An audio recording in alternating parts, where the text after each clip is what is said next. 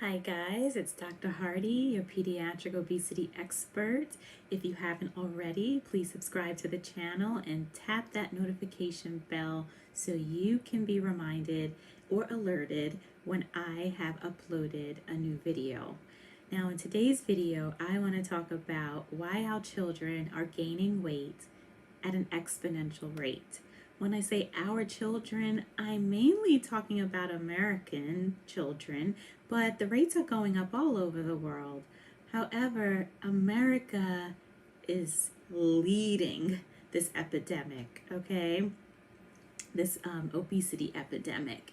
So if you look at the stats in the literature, from 2015, 2016, and prior, but we're peaking. We're just still going up. There's minimal plateau. There's certain age groups that have a little dip down and a little plateau, but overall, our children are gaining weight at an exponential rate.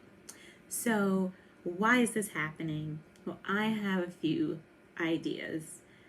As you know, I have encountered many families who are dealing with weight issues, and that's why they come to me or are referred to me. And one of the main things that I find is that, and we all go through this, not just people who are seeing a specialist for weight issues, but we come out of our homes and we're inundated in unhealthy choices. So as soon as we step out this door in the morning, what's there? Dunkin' Donuts, McDonald's, Burger King, quick breakfast, right? So that's one of the reasons why. And unfortunately, willpower doesn't really work. And there are many studies in psychology journals that prove that willpower doesn't work. So you can try to not eat something for a while, but at some point you will eat it. It just doesn't work. Just, oh, you should have willpower. You should just not eat it. You should be healthy. There's something wrong with you. No, some people might be able to avoid certain things for a longer time than others, but eventually, if, you keep placing something right in front of a person, they'll tend to eat it or relapse. Okay, so number one is our environment. We are surrounded by unhealthy choices everywhere. The next thing I want to talk about is families don't know how to decipher what's healthy. So, they come to me and they talk about, oh, I ate fruits and vegetables, and they're telling me what they think I want to hear.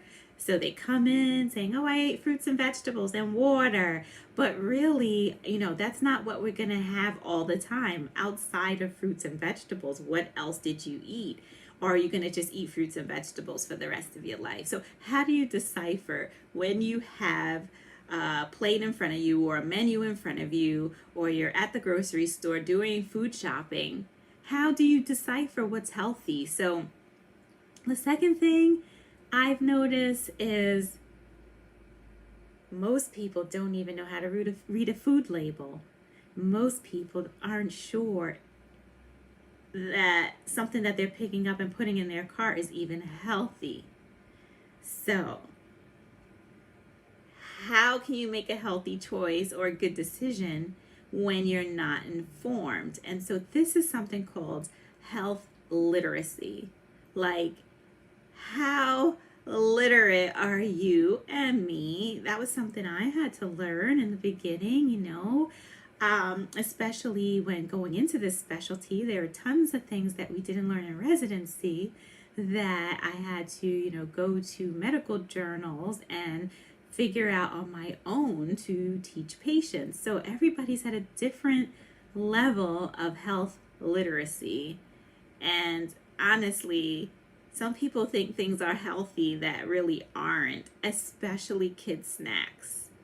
All right, I don't want to call out any companies, but there's just one in particular. The parents are like, oh, I bought this and it's this. And I'm like, sugar, sugar, sugar, not healthy, although the packaging is tailored to make the parent think that it's healthy. So, it's a lose-lose right there. The next thing I want to talk about is genetics. So one of the things I hear often from parents is the statement that we're all big bone in our family. So mom big, my mom's big, my grandfather's big, and he's going to be big or she's going to be big. And yes, genetics does play a role, but a small role. So your body type, your body habitus will have a genetic predisposition. You know, some people are just skinny no matter what they do. They eat all the time. They have 5 babies. They're still skinny. But for the majority of people, genetics will play a small role. So there are other things that you can do to counteract your genetics. Surely you can remove some of your processed foods to counteract the genetics, and surely you can exercise more and, you know, do what you can based on your genetics and learn your body and learn what works for your body. But there are small genetic amounts of or percentage of people with genetic diseases that promote weight gain, especially in kids. Something called Prader-Willi syndrome is something where they're like floppy and poor feeders when they're born, and then they grow and become insatiable. They just eat, and they're like 2 years old and they're really heavy. And not many people have Prader-Willi syndrome. And there's some other rare genetic disorders that can cause weight gain. So, of course, if everything's eliminated or your child is fitting into the description of one of these genetic disorders, your doctor or specialist will probably order some tests. But to just come out the gate saying, I think my kiddo has a genetic disorder, and that's probably why, it's probably not why. A lot of times I have parents say they hardly eat anything, they're not eating anything, I don't know why they're gaining weight, it just must be genetic. When I get that food log or a recall, oh no, they're eating a lot. They're eating a lot. So, you know, one's interpretation of what's a lot of food, especially if the parents eat a lot and the child's eating less than that, they think, well, it's less than mine, so it's little, but these are kids, they shouldn't have adult portions anyway. And then for a child, is that a large amount? So it's good to have someone outside of the family, like me, to let you know if it's a lot. And that's why I love doing the Grade My Plate series. So please, moms, dads, submit some plates and ask me if this is too much food for a 6-year-old or whatever you want to ask me, and I will let you know. Another thing I jotted down here is the economics. Some families may not be able to purchase healthier options. And so that's a barrier to healthy living if you don't have the means to get the healthier option. So what can you do there? There are ways to try to find healthy, cheaper options, but when reality sets in and we have busy schedules and we're running to this practice and we're running to this after school activity, what's available in our environment and cheap? A dollar burger, dollar menu. So that is a big barrier.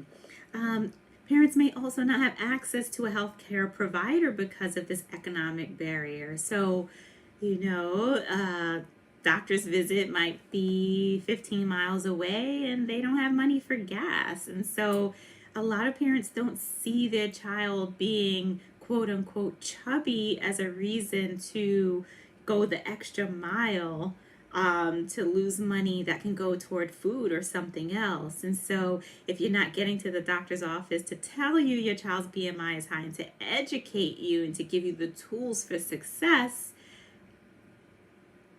how are you going to win? So another thing I have is unsafe neighborhood. And this is a legitimate complaint.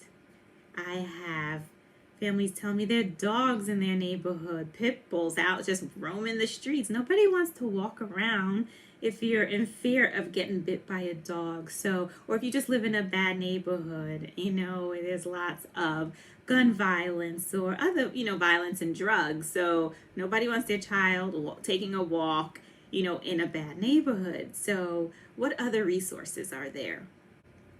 Maybe there's a park in an adjacent neighborhood that you can go to.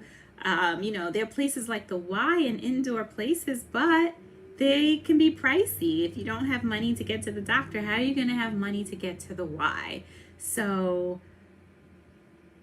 how are you going to exercise? Yes, you can buy some equipment for indoors, especially now with this COVID. Most people are staying indoors anyway. So they have some treadmills that are don't have a motor. It's just generated by the energy that you put in. So that's safer for kids. And if they're a little bit older, they can surely walk on a treadmill with supervision. But the outdoor walking may not be an option. And also temperature control, environments help too. So, I get a lot of the complaints, well, it's too cold outside in the wintertime. So their neighborhood may be safe, but now it's too cold outside. And then in the summer, it's too hot outside. Well, then you'll never exercise if it's based on the environment. It's too warm, too cold. So sometimes I think, those are excuses to not exercise that the kids come up with too. So, you can put on a jacket, put on a hat, and take a little 30-minute walk if it's not extremely cold outside. But sometimes even if it's 50, 60 degrees, there's a complaint about being, too cold or too hot. So at some point, we have to take the extra step. Like, it's a little cold, but we're going to bundle up and we're going to take this walk, period.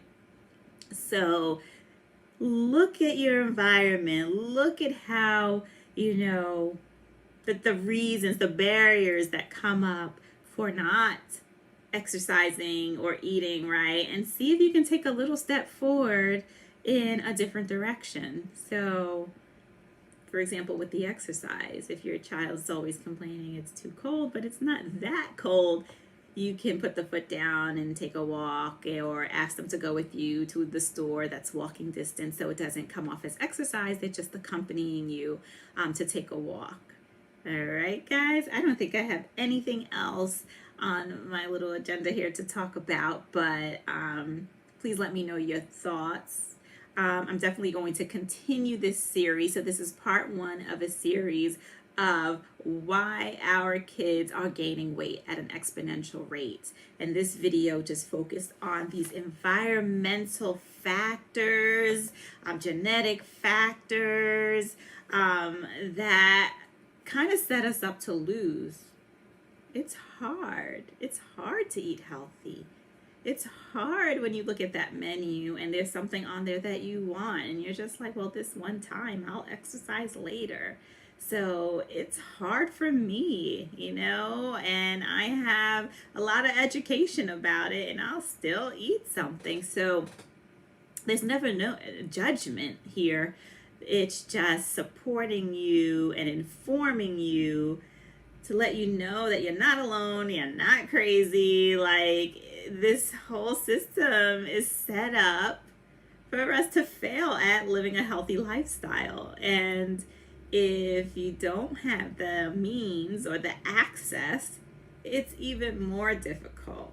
So of course, if you have money for a trainer and you have money for someone to make your meals, or money to buy healthy things, and friends that are also healthy, and then you guys go biking together and do all these cool things together, and you're in an environment where healthy lifestyle is the norm.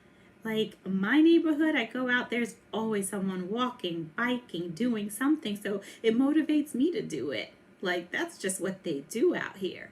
So your environment plays a huge role, but I'm here to support you in your journey for lifestyle change. Thank you so much for tuning in. Tap that subscribe button, tap that notification bell so you can hear part 2 of this series. Thanks so much.